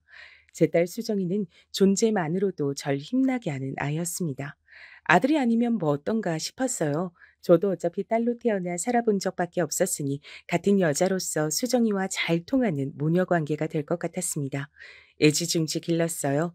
절 향해 배시시 미소를 짓는 수정이를 보면 세상의 모든 근심이 씻겨 내려가는 듯 했습니다. 그리고 수정이는 아기 때의 얼굴이 친탁을 한 외모였어요.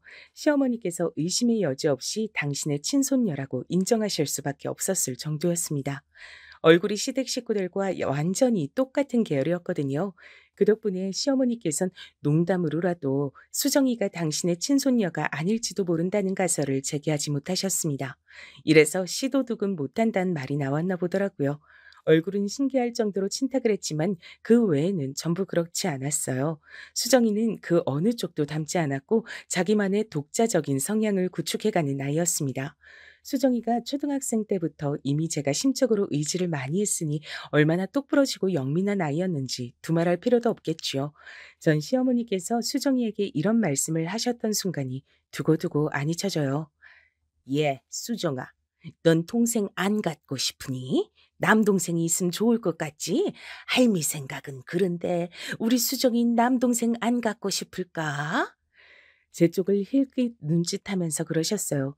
제가 둘째를, 그러니까 아들을 못 낳고 있다는 것을 비난하시고 눈치를 주고 싶으셔서 시어머니께서 그렇게 구시는 것이었는데 여느 때처럼 저는 화병으로 타들어가는 속만 붙잡으며 애써 외면을 했건만 수정이는 똘망똘망한 눈빛과 목소리로 이렇게 대답을 하더군요. 안 가지고 싶어요. 수정이 얘가 왜 이럴까? 넌 그러면 평생 동생이 안 생기고 너 혼자여도 괜찮단 소리야? 네, 동생 없어도 괜찮아요. 할머니는 안 괜찮으신 거예요? 이 할민 당연히 안 괜찮지. 수정아, 집안에 원래 딸만 있으면 안 되는 법이야. 아들도 있어야지. 너 혼자 이렇게 외동딸로 계속 자라면 우리 집안은 어떡하라고. 우리 집안의 대가 끊길 수도 있어. 되는 남자가 있는 법인데.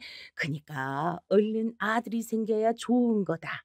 이 할미가 우리 수정이한테 얼마나 남동생을 만들어주고 싶은지 몰라. 네 엄마가 협조를 안 해줘서 그렇지.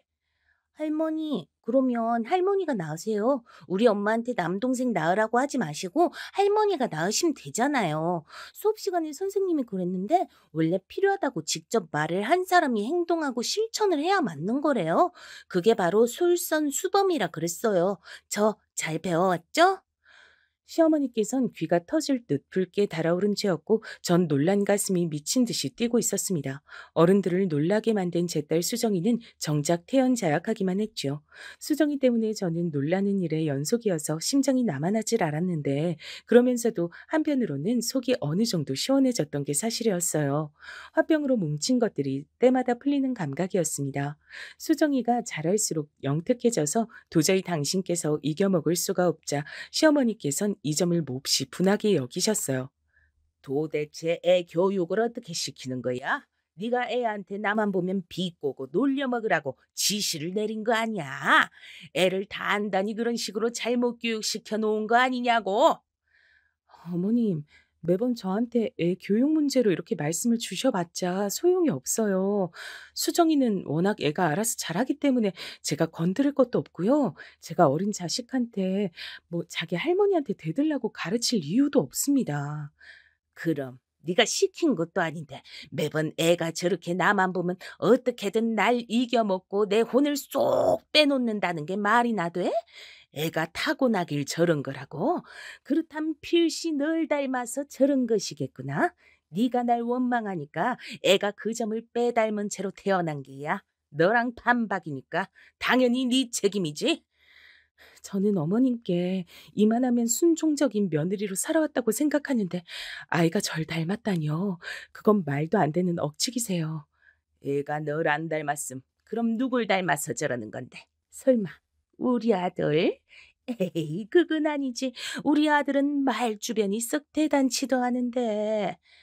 팔이 한없이 안으로 굽어도 차마 당신의 아들을 똑똑한 달변가라고 포장하시기엔 무리였나 봐요.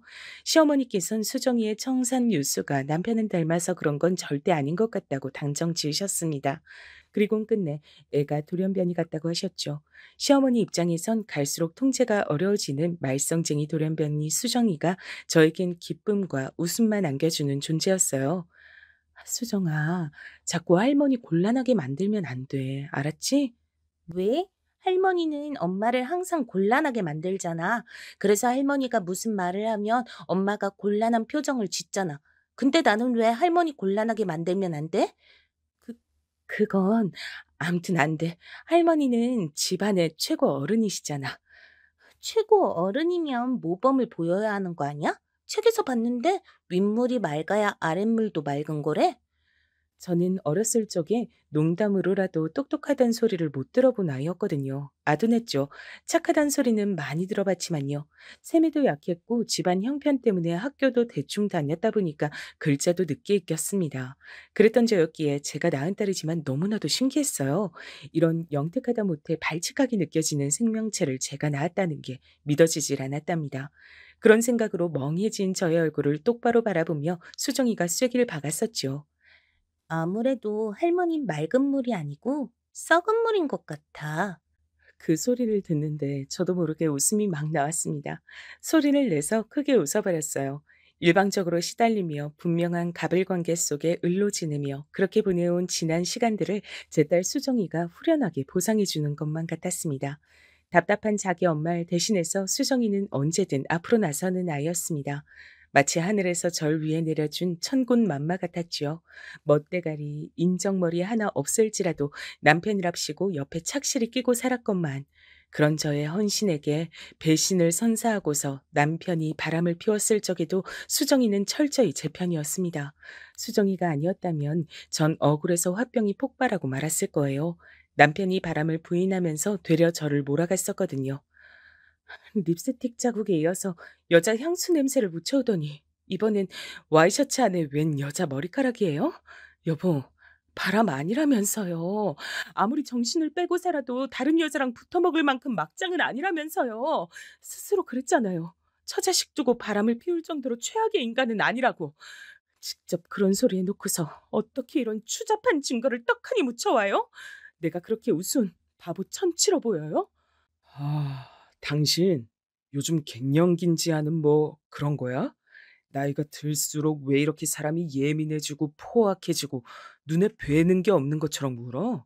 난 대체 왜 셔츠 안에 그런 긴 머리카락이 들어갔는지 모르겠고 난 결백하니까 그렇게나 혼자서 날 바람 피운 놈으로 몰아가고 싶어서 망상하고 싶다면 어디 마음껏 해봐. 그런다고 해서 내 결백함이 사라지는 건 아니니까. 당신은 혼자 망상 실컷 하면 돼. 그런 거 참다가 정신병원 가는 것보단 낫지. 안 그래? 정신병원? 여보, 어떻게 바람을 피운 사람의 입에서 망상이란 소리가 나올 수 있어요? 나한테 조금도 미안하지도 않나 봐. 당신이 그러고도 자식을 둔 애아빠라고 할 수 있어? 의부증 환자가 따로 없네. 제발 정신 좀 차려.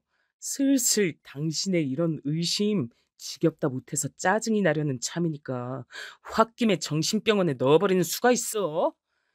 저는 남편이 그렇게 나오니까 덜컥 겁이 나서 무서워졌어요. 꼼짝을 못했죠. 제 친정은 힘이 없었고 전 항상 덜 아픈 손가락 취급받는 자식이었기 때문에 그 어떤 원조나 비호도 받아본 일이 없었습니다. 궁지에 몰리는 이런 순간에 도움이나 조언을 청할 곳도 없었어요. 그러나 그때 나서준 것이 바로 제 딸 수정이었습니다. 아빠, 그렇게 발뺌하셔도 소용없어요. 사실 엄마하고 저 이미 다 알고 있어요. 아빠가 상습적으로 바람 피우신 거. 왜냐면 엄마가 심부름센터에 일을 맡겨서 아빠 뒷조사에 들어갔었거든요. 그래서 진작에 다 알고 있었어요. 증거도 더 가지고 있었고요. 뭐라고? 심부름센터? 내 뒷조사? 네 엄마처럼 간이 콩알 만한 여자가 설마니 진짜로? 수정이의 거짓말에 제가 깜짝 놀라고 있는데 남편은 더 놀라서 뒤집어지려고 하더군요. 그때 눈이 마주친 수정이가 저한테 얼른 윙크를 보내왔습니다. 그래서 전 그런 게 아니라는 말도 못하고 우물쭈물하고 있었어요. 그런데 남편이 다 이실직고를 한 겁니다. 오라, 그래. 진작 알고 있었단 거지? 그래 놓고서 일부러 날 가만히 지켜본 거야? 내 입으로 실토하길 기다리면서? 맞아. 당신이 아는 그대로야.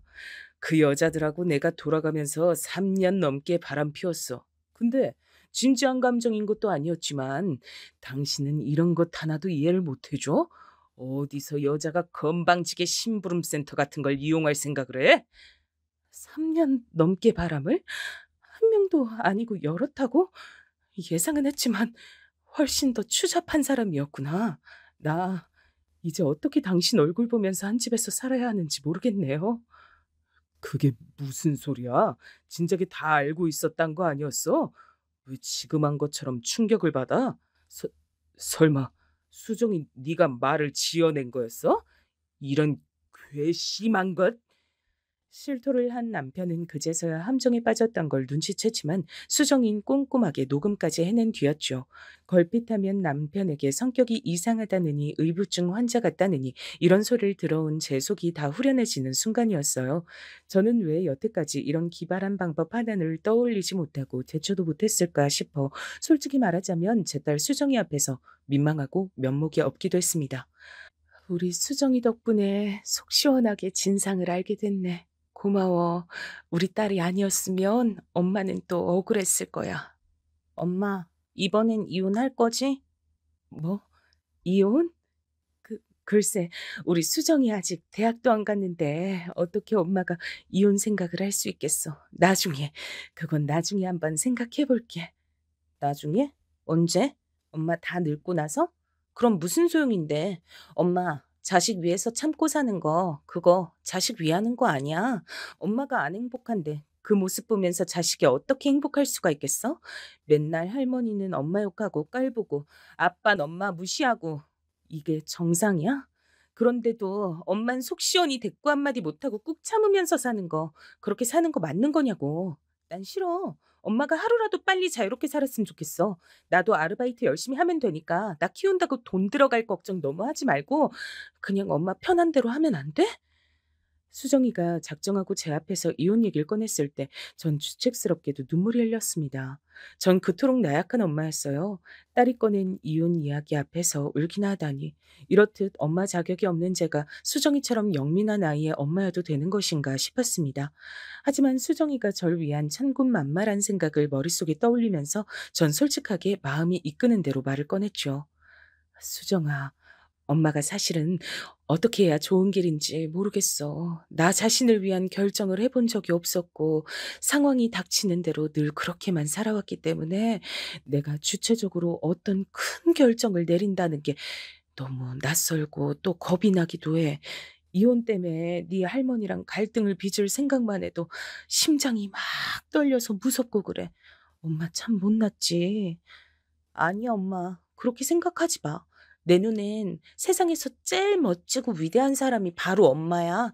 내가 옆에서 꼭 붙어서 우리 엄마 지켜줄 테니까 엄만 걱정하지 마셔. 알겠지? 눈물로 고개를 끄덕인 저는 이튿날 남편에게 이혼을 통보했습니다.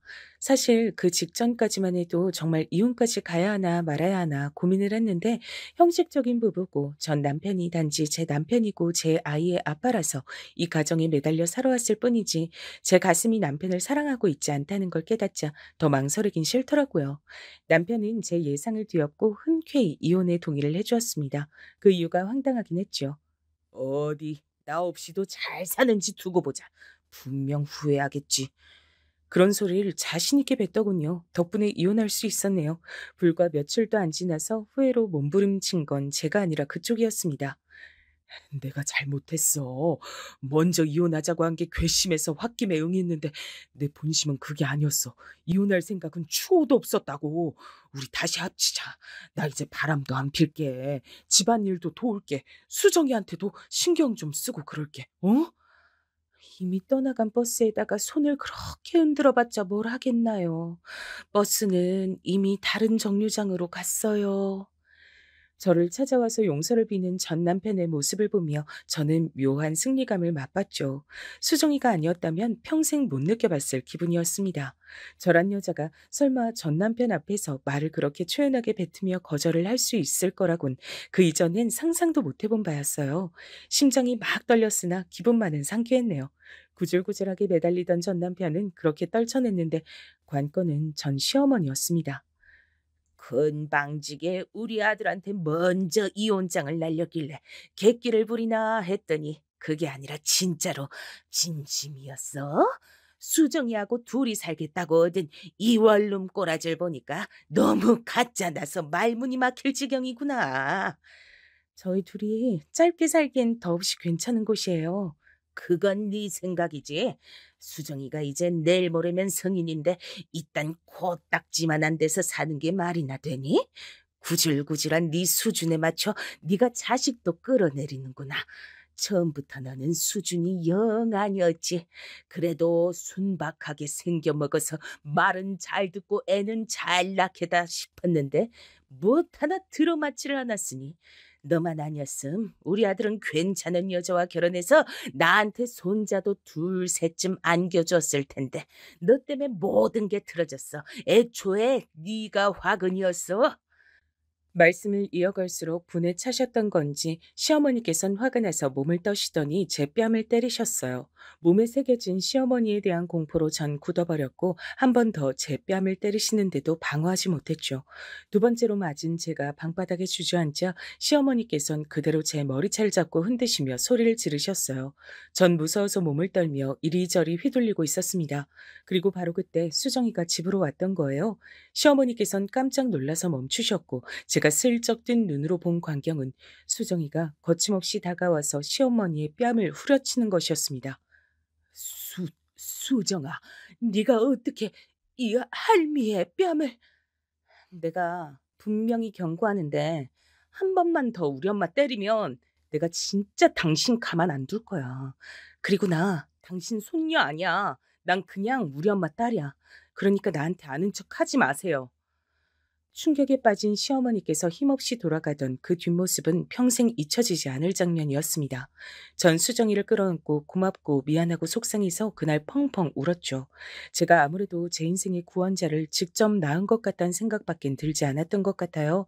공부도 잘했던 제 딸 수정이는 대학도 혼자서 갔습니다.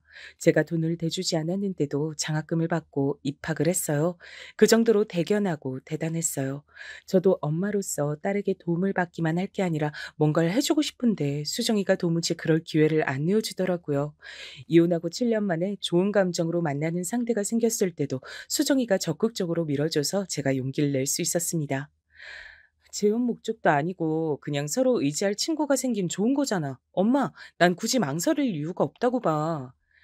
수정이가 그렇듯 편하게 말을 해주지 않았다면 저는 좋은 상대를 놓쳤을 거예요. 저희 모녀를 아는 사람들은 입을 모아서 말했습니다. 딸이 최고라고, 딸을 정말 잘 키웠다고요. 그만큼 나무랄 데 하나 없는 제 딸 수정이는 근무처가 이동돼서 다른 지역에서 지내며 일을 하게 됐어요. 매일 밤마다 저에게 잘 자라는 인사를 남기던 수정이었기에 늘 이어진 기분으로 쓸쓸하지 않게 지냈습니다. 얼른 이쪽으로 돌아오라는 말이나 제가 그쪽으로 가겠다는 말을 설득 할 순 없었어요. 수정이에게 결혼을 생각하는 남자친구가 생겼기 때문입니다. 전에도 잠깐 알던 사이였는데 당시엔 흐지부지 됐다가 이번에 정식으로 만나게 된 거라 서로에 대한 확신이 있다 그랬습니다.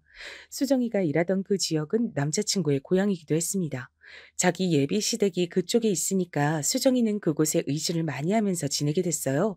이미 자연스럽게 결혼 얘기가 오간 지 오래였고요.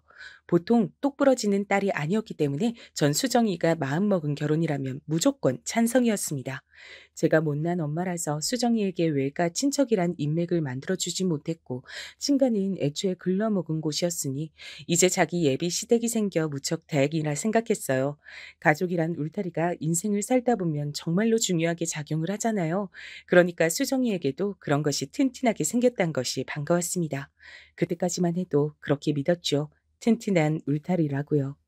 제가 수정이 책임지고 평생 행복하게 만들어주겠습니다. 믿고 맡겨주십시오. 제 앞에서 그렇게 외치던 예비 사위의 모습도 든든해 보였습니다.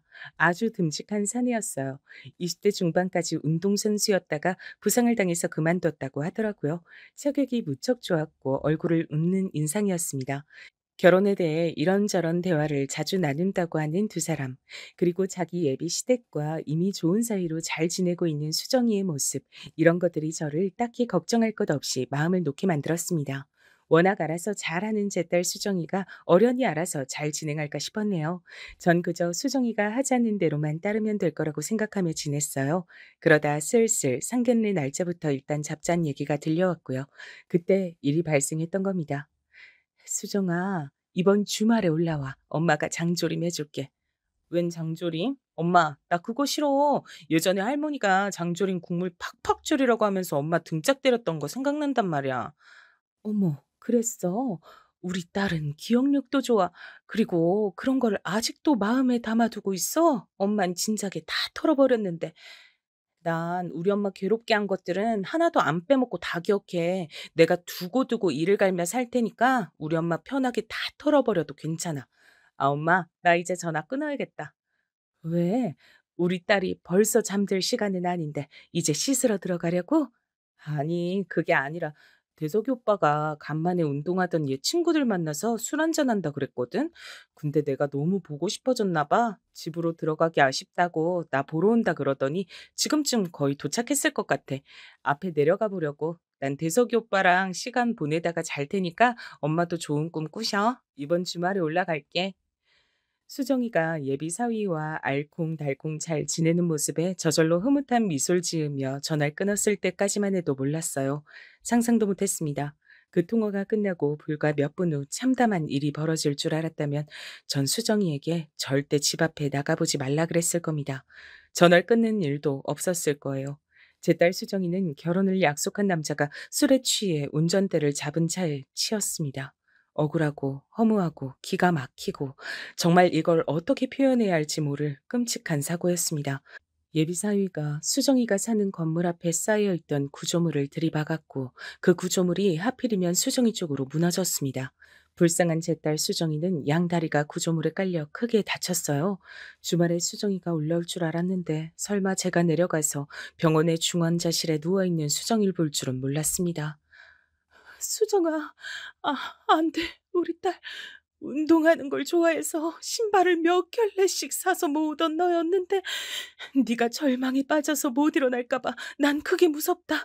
수정아, 불쌍한 우리 딸 어떡하면 좋아? 의료진은 최선을 다했다고 얘기를 하면서 필요한 조치는 앞으로도 수정이의 컨디션에 따라 다 할 거라고 강조를 했으나 그러면서도 양쪽 다리가 예전처럼 동시에 걷고 뛰는 일은 앞으로 영영 없을 거라고 그것만은 힘들 거라고 그렇게 덧붙여서 결국 저를 신신하게 만들었습니다. 수정이는 성격만큼이나 움직이는 것도 활동적인 아이였어요. 소심한 자기 엄마하고는 판이하게 달라서 테니스도 잘 치고 등산도 곧잘 하던 인물이었습니다.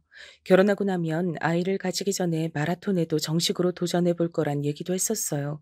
그런 수정이의 제잘거림을 전 다 기억하고 있는데 제 딸의 두 다리가 이제 영원히 동시에 움직이는 모습을 볼 수 없게 됐다는 것이 믿어지지가 않았습니다. 끔찍해도 너무 끔찍했어요. 수정이가 눈을 뜨는 순간이 오는 것조차 두려웠습니다. 죄송합니다. 죄송합니다. 죄송하단 말씀밖엔 드릴 게 없어서 미치겠습니다. 제가 당연히 끝까지 수정이 책임지고 가겠습니다. 제가 평생 옆에 끼고 살겠습니다. 죄송합니다. 음주운전으로 그런 사고를 벌인 예비사위는 얼굴이 완전히 상해 있었습니다. 마음 같아서는 당연히 예비사위의 꼴도 보기 싫었어요.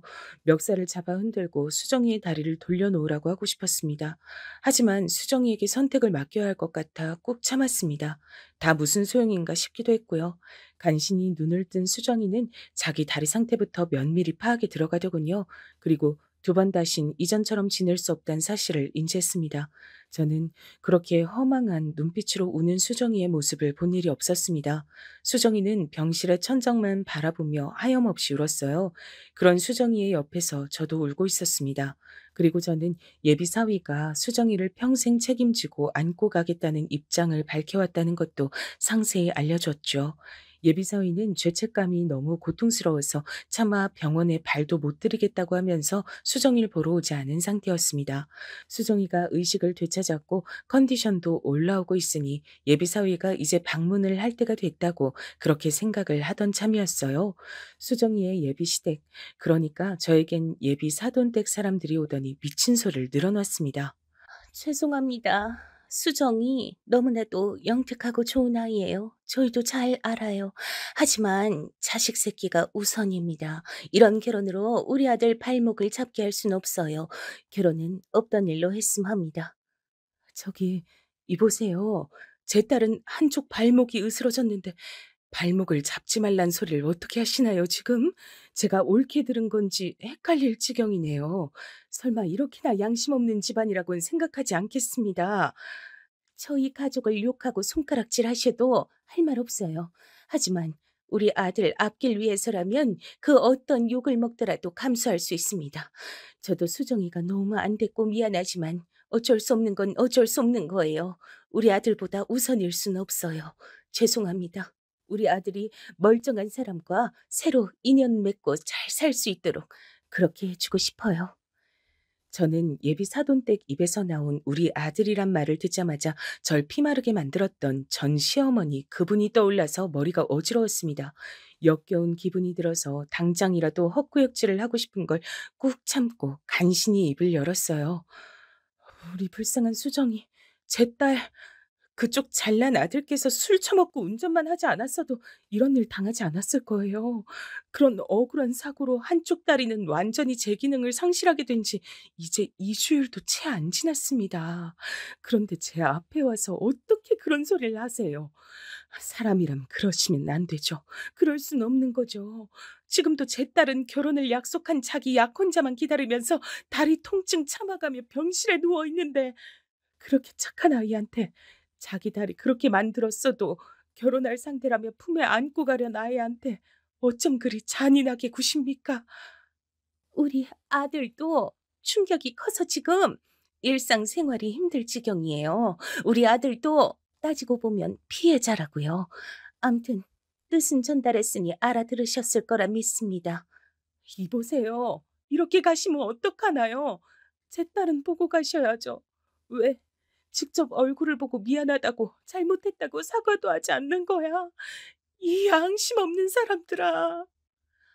황급히 사라져간 예비 사돈댁의 뒷모습을 보며 제가 절망감에 울었습니다. 설마 예비 사위가 수정이가 깨어난 이후로 한 번도 병문안을 안 왔을 때부터 불안하긴 했으나 이럴 줄은 몰랐습니다. 그 가족들도 한마음 한뜻으로 파혼을 원하고 수정이를 무참하게 버릴 줄은 몰랐습니다. 저는 수정이에게 무슨 말을 전해야 할지 난감했어요. 근데 병실에 들어가서 마주한 수정이의 얼굴을 보고 이미 상황 파악을 다 마쳤다는 걸 눈치챘습니다. 수정이는 이미 다 느끼고 있었던 거예요. 엄마, 대석이 오빤 안 오지? 그쪽 식구들도 아무도 안 오는 거 맞지? 조용히 묻는 수정이의 목소리 앞에서 전 벼락이라도 맞은 것 마냥 몸을 떨며 아무 대답도 차마 못했습니다. 그것으로 충분히 답이 됐는지 수정이는 공허하게 눈물을 흘릴 뿐이었어요. 충격을 받은 모습에 제 가슴이 찢어졌습니다. 자기 예비 시댁이라 생각해서 수정이가 그 집에 자주 연락을 하고 과일도 사가고 빵도 사가고 이런저런 얘기를 다 나누고 재산 얘기도 하고 그랬다는데 이미 며느리라 다름없었는데 어떻게 이런 잔인한 배신을 당한단 말입니까? 사고의 원흉이 그쪽에 있음에도 다리가 불편한 며느리는 맞기 싫다는 그 집안 사람들의 이기심이 한없이 역겹게 느껴졌습니다. 치사하고 비겁한 예비 사위는 얼굴도 비추지 않았어요. 바로 그 점이 늘 당당하고 자신감이 넘쳤던 수정이의 고개를 떨구도록 만든 것 같았습니다. 결혼을 바라보던 남자에게서 설마 그렇게까지 외면을 받을 줄은 몰랐던 거예요. 아픈 다리를 붙잡고 눈물을 흘리는 수정이의 모습을 보며 전 결심했습니다. 엄마가 되어가지고서 늘 딸에게 받기만 해왔는데 이제야 제가 진정으로 나설 때인 듯 싶었어요. 제가 나서서 제 딸 수정이를 위해 행동을 떼었습니다. 수정아, 이제 그만 울자. 네 눈물이 아까워, 응? 나도 울기 싫어. 근데 눈물이 나오는 걸 어떡해. 내 자신이 너무 바보 같아. 평생 나만 위할 것처럼 떠들었던 그놈의 가식적인 주둥이를 확 찢어버리고 싶은데 그럴 수가 없잖아. 그럴 힘이 없잖아. 이대로 당하고 버려져야 한다는 게 분하고 억울해서 눈물이 나와. 내가 멍청해서 잘못된 사랑을 했나 봐. 엄마한테도 너무 미안해. 너는 잘못 없어. 잘못은 그쪽에서 한 거야. 수정아, 조금만 기다려. 엄마가 반드시 복수해 줄게. 제품에 안겨 엉엉 웃는 동안 수정이는 제 말이 진담인지 몰랐습니다. 하지만 전 이튿날 곧장 실행에 들어갔어요. 예전에 수정이가 제 전남편을 향해서 심부름 센터란 걸 운운했던 때가 기억났습니다. 그래서 사람들을 고용하기로 했어요. 바람잡이 역할 해줄 사람들이 필요한데 이런 것도 해줄 수 있나요? 술자리를 좋아하는 어떤 남자 곁에 가서 부추기는 게 중요한 일이에요. 보수는 원하시는 만큼 맞춰드리겠습니다. 제 하나뿐인 딸의 복수예요. 꼭 성공해야 합니다. 사랑하는 사람을 위해서 움직일 때는 아무 망설임도 뒤따르지 않는다는 걸 전 깨달았습니다. 제가 원하는 상황을 유도하고 만들어줄 인력들을 구하는 동안 전 복수심에 불타올랐을 뿐 조금도 그만둬야겠다는 생각이 들지 않았거든요. 예비사위는 수정이에게 너무 미안해서 병문안도 못 오겠고 얼굴도 못 붙이겠다고 하더니 자기 가족들 뒤로 숨어서 파혼을 통보하고 친구들을 만나고 멀쩡히 일도 다니고 심지어 술자리도 가지면서 너무나도 잘 지내고 있었습니다. 그 근황에 헛웃음부터 났죠. 수정이는 다리 통증 때문에 잠도 제대로 못 자고 있는데 그리고 그보다 더한 마음의 통증으로 힘들어하고 있는데 가해자만 행복한 세상이 참으로 부조리하다 느꼈습니다. 직접 나서지 않으면 처단이 안 되겠더군요. 술자리를 워낙 좋아하는 예비사위의 성격을 이용해 바람잡이들을 고용했어요. 일부러 예비사위에게 비싼 술을 한턱 쏘는 것처럼 상황을 만들었습니다. 예비사위는 난데없이 옆 테이블 사람들이 자기한테 비싼 양주를 쏘니까 이게 웬 떡이고 행운이냐 싶어서 앞뒤 가리지 않고 신나게 마셔댔고요. 비싼 양주는 도수도 높았습니다. 술에 기분 좋게 취한 예비사위는 술자리에서 이런 소리도 떠들었다고 해요. 나 때문에 창창한 앞길 박살이 난 어느 불쌍한 여자를 위해 건배. 내가 한 여자의 인생을 나락으로 떨어뜨린 진짜 상남자 중에 상남자라 이겁니다. 진짜 백이 남자라면 여자 인생 망쳐놓은 걸 훈장으로 생각하고 어깨에 힘 주면서 살아야죠. 전달받은 녹음본으로 그 소리도 들었는데 피가 거꾸로 솟더군요. 그래서 더욱 후회가 되지 않았어요. 제가 고용한 바람잡이들이 예비사위에게 새벽에 아무도 안 다녀서 레이스 애호가들이 종종 모여서 단거리 운전 시합을 하는 길이 있는데 거기에 가보자고 말을 해댔어요. 강심장을 가진 부잣집 남자들만 가지고 있는 취미란 얘기를 듣자마자 예비사위가 홀린 듯 따라갔다고 합니다. 거기서 유혹에 안 넘어갔으면 예비사위는 스스로를 지킬 수 있었겠죠.